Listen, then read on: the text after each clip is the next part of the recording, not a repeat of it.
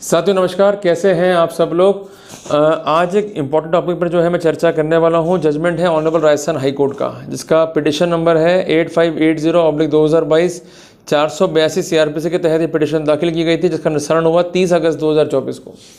इसमें पुलिस की जो कार्यशैली है, जो हरकत पुलिस की है, इस पर जो है प्रश्न चिन्ह जो है खड़े करे जज साहब ने, और ये भी स्पेसिफिक किया कि अगर पुलिस जो है लॉ फॉलो नहीं करेगी तो निश्चित तौर पर जो इनोसेंट पर्सन है उनका गलत प्रोसिक्यूशन होगा ही होगा।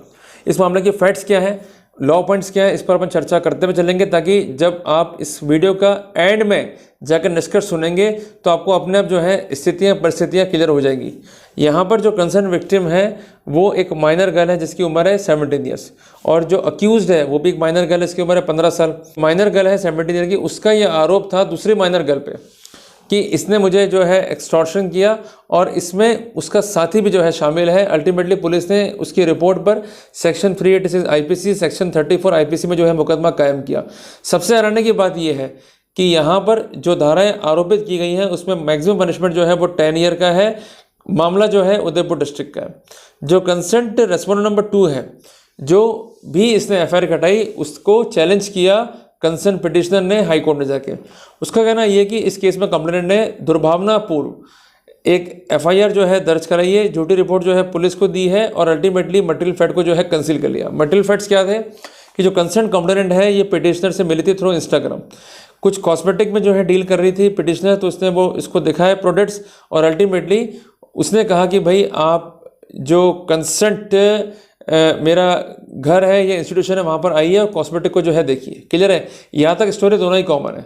पर वो क्या कहती है कि जब मैं देखने गई कॉस्मेटिक, तो इसने कहा कि आप जो है किसी कैफ़े में चलिए, कैफ़े में चल के जो है बातचीत करते हैं। वहाँ 2 लोग मिले जिन्होंने मुझे कोर्स किया, सिगरेट जो है यहाँ पे लेने के लिए कहा, और अल्टीमेटली मेरी फोटो खींच ली और फोटो दिखा के जो है मुझे ब्लैकमेल किया। तो शुरू के पार्ट में स्थितियाँ कॉमन है, बाद में जो कंट्रोवर्सी क्रिएट हुई तो वो कहती है कि ऐसा कुछ नहीं हुआ, जबकि जो कंप्लेनेंट है वो ये कहती है कि मुझे कैफ़े में ले गई जहाँ पर 2 लोग पहले से मौजूद थे, जिन्होंने मुझे कोर्स किया, सिगरेट हाथ में दी, मेरी फोटो खींच ली और मुझे ब्लैकमेल करना शुरू कर दिया। और उसके बेसिस पे जो है FIR लॉन्च हुई और कंप्लेंट जो है रजिस्टर हुई। यहाँ पर पिटिशनर से कहना है कि जो डिस्प्यूट हुआ है रेज, वो हुआ है रिगार्डिंग द क्रीम। इसने क्रीम का जो है ऑर्डर दिया, जिसकी कीमत जो है 3000 रुपये थी। क्रीम मंगा भी ली गई, इसको दे भी दी गई, और उसके पैसे से नहीं दिए, इसको पैसे देने नहीं थे, तो इसने कॉन्स्पिरेसी करी और एक झूठा मुकदमा जो है दर्ज करा दिया। अगर हम एलिगेशन को सही मान भी लें, तब भी कोई भी कंटेंट ऐसा नहीं है जो इंग्रेडिएंट्स के वायलेशन को जो है इंडिकेट करता हो। FIR जो है अब्यूज ऑफ प्रोसेस है, बिना वेरिफिकेशन के, बिना सत्यापन के पुलिस ने जो है FIR लॉन्च की है, जो गलत है। साथियों, यहाँ पर कोर्ट ने हर एक फैक्ट को, सर्कमस्टेंसेस को देखा, तो कोर्ट ने कहा कि यहाँ पर कुछ फैक्ट जो है अनकॉन्ट्रोवर्टेड है, कि विक्टिम और अक्यूज जो है माइनर है, ये फैक्ट है अनकॉन्ट्रोवर्टेड। नंबर 2 कि जो विक्टिम है उसकी उम्र है 17 ईयर, और जो अक्यूज है उसकी उम्र है 15 ईयर जिस समय अपराध किया गया था। तीसरी बात, यहाँ पर कहना यह है कंसर्न पिटिशनर का या अक्यूज का कि जो भी स्टोरी कुक्ड करी है कंसर्न कंप्लेनेंट ने, वो सिर्फ इसलिए करी है क्योंकि कॉस्मेटिक का पैसा उसको देना नहीं था।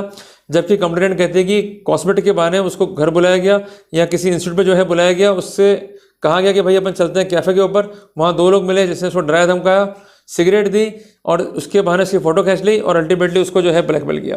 साथियों, 386 IPC को देखें, जो कोर्ट ने स्पेसिफिक किया, तो ये बात करता है एक्सटॉर्शन की।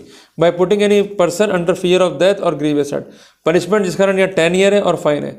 तो बेसिकली अगर हम रिपोर्ट को देखते हैं तो इसमें ऐसा कोई एलिमेंट है ही नहीं कि अंडर फियर ऑफ डेथ या under fear of grievous hurt जो है रखा गया हो। बल्कि एलिगेशन क्या है कि सिगरेट पीने की बात की गई है, उसके लिए धमकाया गया, सिगरेट पीते हुए जो है फोटो खींच ली और ब्लैकमेल किया। तो किसी भी रूप में जो आवश्यक तत्व हैं इस सेक्शन के, उसका अभाव है। और एट द मोस्ट अगर केस मानते भी तो 385 IPC का है, कोर्ट ने लिखा, जो कि एक नॉन कॉग्निजेबल ऑफेंस है, जिसमें FIR कटना अपने आप में ही गलत है। इसके अलावा ये जो कंसर्न्ड अक्यूज्ड है या पिटिशनर है, ये एक जुवेनाइल है। बगैर फैक्ट्स को वेरीफाई किए कि जुवेनाइल की कंसेंट एज कितनी है, इसके अलावा FIR काट सकते हैं नहीं, मामला बन रहा है नहीं बन रहा, ये अपने आप में ही इंडिकेट करता है कि पुलिस ने जो है सही काम नहीं किया इस केस में। और कोर्ट ने यहाँ पर जोड़ दिया rule number 8 sub clause 1 juvenile care and protection of children model rules 2016 के ऊपर। ये कानून ये कहता है कि कोई भी मामला जिसमें जुवेनाइल जो है इन्वॉल्व है, उसमें FIR नहीं कटेगी जब तक कि मामला हीनियस नहीं हो। और इसके अलावा मामले में कंसेंट जुवेनाइल का जो एडल्ट है उनसे कोलिजन ना रहा हो।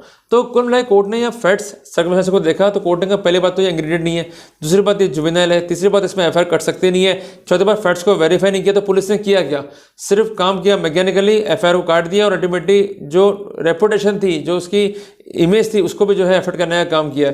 तो कोर्ट ने यहाँ पर फैक्ट्स सर्कमस्टेंसेस को देखते हुए एफआईआर को जो है निरस्त करने के ऑर्डर कर दिए। साथियों फैसला जो है हमें सिखाता है 10 इंपॉर्टेंट बातें।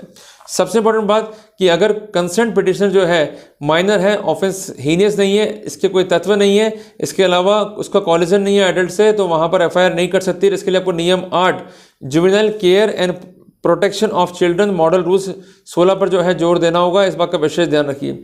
दूसरी बात यह है कि सेक्शन 386 आईपीसी जिन मामलों में लगा हुआ है, ये इवन अगर मामला आपका भी है तो ये देखिए कि उस मामले में क्या ऐसे कोई तत्व हैं कि by putting under fear of death और by putting under fear of grievous hurt extortion जो है किया गया है। अगर ऐसे तत्व नहीं है तो केस मेड आउट नहीं होगा। तीसरी बात, पुलिस की ड्यूटी है फैक्ट्स को वेरीफाई करना, बगैर वेरिफिकेशन के एफआईआर काटना अपने आप में गलत है। चौथी बात, पुलिस को ये भी रूल आउट करना है कि जो भी तत्व बताए जा रहे हैं किसी भी ऑफेंस को लेकर, वो तत्व वास्तव में वॉयलेशंस को नीड कर रहे हैं या नहीं कर रहे हैं, सामान्य आरोप तो नहीं है। पांचवी इंपॉर्टेंट बात, कोई इल मोटिव तो नहीं है। कई बार ऐसा होता है कि ज्ञापन सौंपता है कंसर्न अक्यूज पर, पुलिस जो है कंसिडर नहीं करती है, तो ये गलती है पुलिस की बहुत बड़ी। फैक्ट्स को वेरीफाई करना भी पुलिस की ड्यूटी है, even though they are submitted from the accuse side. जब तक खुलासा नहीं होगा, फैक्ट्स वेरीफाई नहीं होंगे, तब तक कोई न्याय की उम्मीद यहाँ नहीं हो सकती है। छठी इंपॉर्टेंट बात, जो स्टोरी सेटअप कर रहे हैं दोनों पक्ष, उनको सुनो और सुन के जो है निर्णय करो, यही संकल्पना है फेयर इन्वेस्टिगेशन की। नंबर 7 कि जो अक्यूज्ड है और जो कंप्लेनेंट है उनमें क्या रिश्ता है, ये अपराध कैसे हुआ, इसकी तह तक पहुंचना है।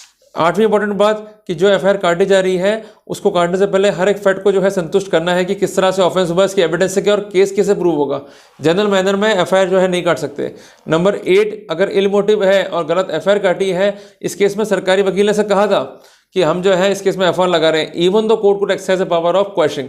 तो एफआईआर लगा देने से ये मतलब नहीं कि आप फ्री हो गए, बाद में जो है वो प्रोटेस्ट फाइल कर देगी। तो इसलिए कोर्ट ने यहाँ पावर को जो है एक्सरसाइज किया। तो इस बात का जो है विशेष ध्यान रखें। और एक बात आपको हमेशा मैं कहता हूँ, जब भी आप कार्रवाई फेस कर रहे हो, पुलिस के ज्ञापन जरूर सौंप दो। अगर वो ज्ञापन कंसिडर नहीं कर रहे, go to the High Court for the order of fair investigation. और 10वीं इंपॉर्टेंट बात, अगर इस तरह के मामले हैं, आप ज्ञापन दे रहे हो, पुलिस कंसिडर नहीं कर रही है, तो वहां पर एक ही रेमेडी है, to move for the questioning और move for the anticipatory bail. तो ये कानूनी रेमेडीज हैं, जिसको अवेल करना है। आप अवेल नहीं करोगे तो किसी भी रूप में जो है आप रेमेडीज को सिक्योर नहीं कर सकते। तो उम्मीद करता हूं कि आज का टॉपिक ने आपका नॉलेज बढ़ाया होगा। ऐसे मामले जो पूर्णतः झूठे हैं, जिनको लॉन्च कराया गया है just to satisfy the personal गरज, तो उनसे कैसे फाइट करना है, क्या क्या बिंदु जो है दिमाग में रखना है और किस तरह से हमें वर्कआउट करना है, ये मैंने आपको जो है समझाने का प्रयास किया। जल्दी मिलते हैं एक नए टॉपिक के साथ। टिल देन, जय हिंद, जय भारत।